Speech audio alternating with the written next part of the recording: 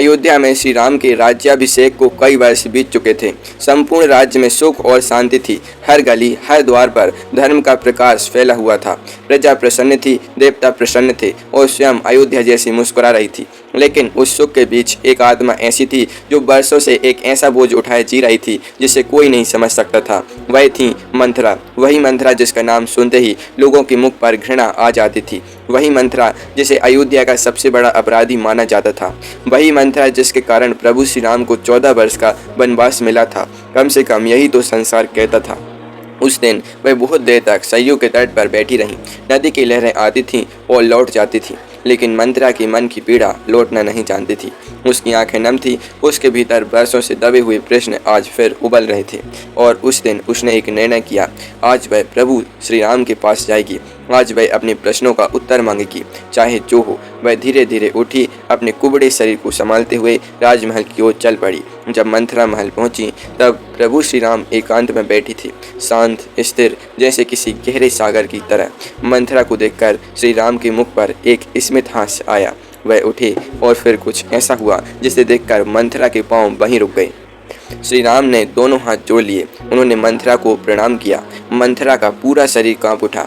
उसकी आंखें फैल गईं। वह पीछे हट गई जैसे किसी ने उसे धक्का दे दिया हो। प्रभु, यह आप क्या कर रहे हैं? उसकी आवाज़ कांप रही थी। संपूर्ण संसार मुझे पापनी कहता है।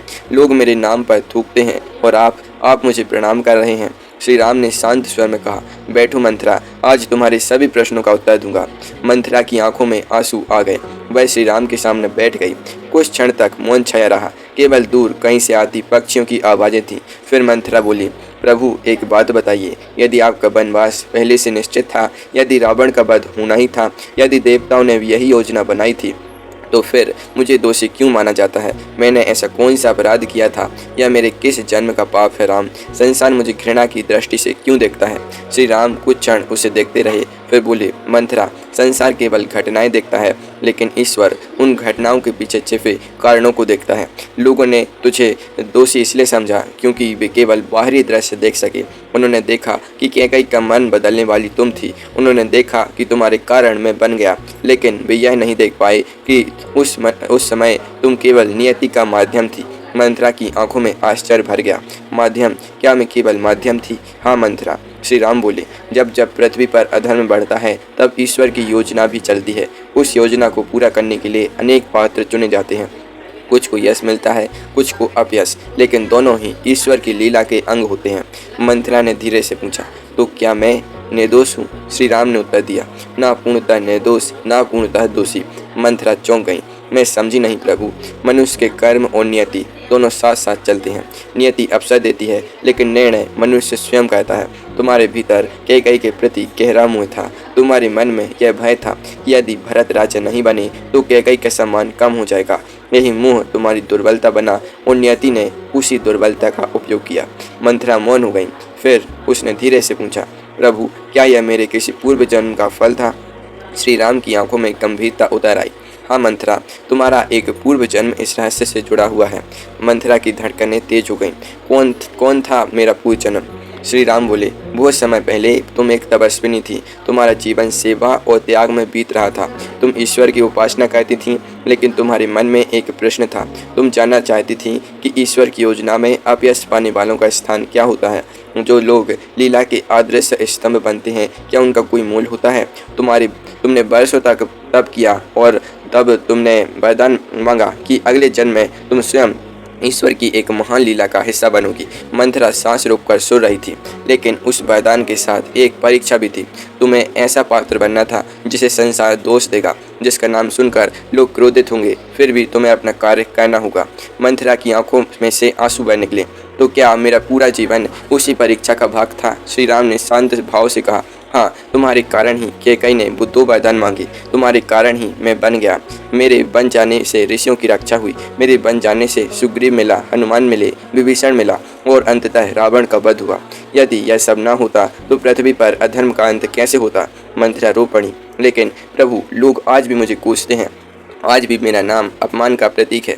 श्री राम ने स्नेह से कहा, मंथरा, संसार का निर्णय अंतिम सत्य नहीं होता। सत्य वह है जिसे धर्म जानता है, और धर्म जानता है कि तुमने मेरी लीला को पूर्ण करने में महत्वपूर्ण भूमिका निभाई। मंथरा ने कांपते स्वर में पूछा, तो आपने मुझे प्रणाम क्यों किया? यह सुनकर श्री राम की मुख पर एक दिव्य मुस्कान आ गई, क्योंकि संसार ने तुम्हारे त्याग को नहीं समझा। जो व्यक्ति ईश्वर की योजना में अपयश स्वीकार कर ले वह साधारण नहीं होता। लोगों ने मुझे भगवान कहा, भरत को त्याग का प्रतीक कहा, हनुमान को भक्ति का प्रतीक कहा, लेकिन किसी ने यह नहीं देखा कि मंथरा ने युगों का अपमान सहकर भी मेरी लीला को पूर्ण किया। यश का भार उठाना सरल है मंथरा, लेकिन अपयश का भार उठाना अत्यंत कठिन है, और तुमने वह भार जीवन भर उठाया।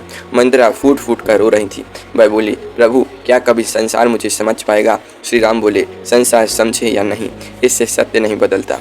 जिस दिन मनुष्य यह जान लेगा कि ईश्वर की योजना में हर पात्र का अपना स्थान होता है, उस दिन वह तुम्हें नई दृष्टि से देखेगा। लेकिन उससे भी महत्वपूर्ण यह है कि तुम स्वयं को क्षमा करो। तुम अपने आप को दोष देना छोड़ दो, क्योंकि जिसने अपने जीवन की सबसे बड़ी परीक्षा पूरी कर ली उसे अपराध बोध में नहीं जीना चाहिए। मंथरा ने कांपते हुए हाथ जोड़ दिए, प्रभु आज मेरे मन का बरसों पुराना बोझ उतर गया। आज पहली बार मुझे समझ आया कि मेरी भूमिका क्या थी। श्री राम मुस्कुराए, मंथरा याद रखो, ईश्वर की लीला में कोई भी पात्र व्यर्थ नहीं होता। कुछ पात्र फूलों की तरह पूजे जाते हैं और कुछ पात्र कांटों की तरह दिखाई देते हैं, लेकिन दोनों मिलकर ही बगीचे को पूर्ण बनाते हैं। यह सुनते ही मंथरा की आंखों से अश्रुधारा बह निकली। वह श्री राम के चरणों में गिर पड़ी। उस दिन पहली बार मंथरा के हृदय को शांति मिली, और पहली बार उसे समझ आया कि कभी कभी नियति कुछ लोगों को यश नहीं बल्कि अपयश देकर भी अमर बना देती है, लेकिन ईश्वर के हृदय में उनका स्थान सदैव सम्मान का ही होता है। मंथरा अभी भी श्री राम के चरणों के पास बैठी थी। उसकी आंखों से आंसू रुक नहीं रहे थे। वर्षों से उसके हृदय में जो पीड़ा जमी थी उसका एक भाग तो आज शांत हो गया था, लेकिन कुछ प्रश्न अभी भी शेष थे, ऐसे प्रश्न जो केवल एक पीड़ित आत्मा ही पूछ सकती है।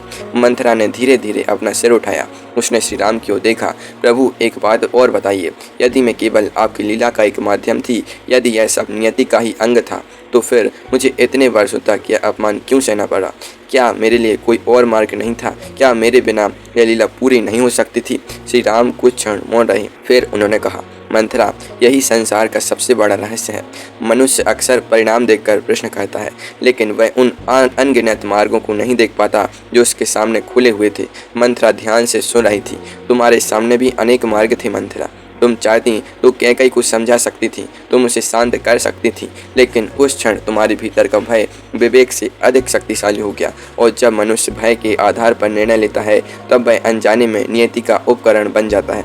मंथरा ने पूछा, तो क्या मैंने गलती की थी? श्री राम ने शांत भाव से देखा। गलती और नियति दोनों एक दिन साथ साथ चल रहे थे। यदि यही कारण है कि मैं तुम्हें पूर्णतः निर्दोष भी नहीं कह सकता और पूर्णतः दोषी भी नहीं। मंथरा कुछ देर चुप रही, फिर उसने वह प्रश्न पूछा जो शायद वर्षों से उसके भीतर धधक रहा था। प्रभु आप बन गए थे, उस समय आपके मन में मेरे प्रति क्रोध नहीं आया था? यह सुनकर श्री राम हल्के से हंस पड़े। क्रोध?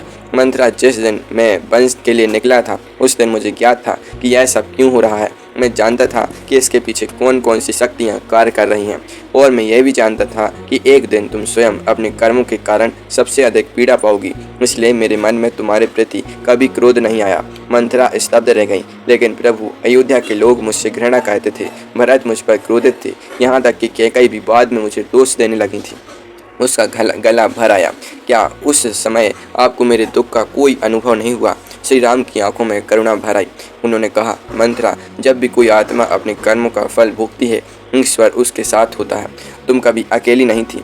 जब जब तुम रोई थी मैंने तुम्हारे आंसू देखे थे। जब जब तुमने स्वयं को कोसा था मैंने तुम्हारे हृदय की वेदना सुनी थी। लेकिन मंथरा कुछ घाव ऐसे होते हैं जिन्हें केवल समय ही भर सकता है, और आज वह समय आ गया है।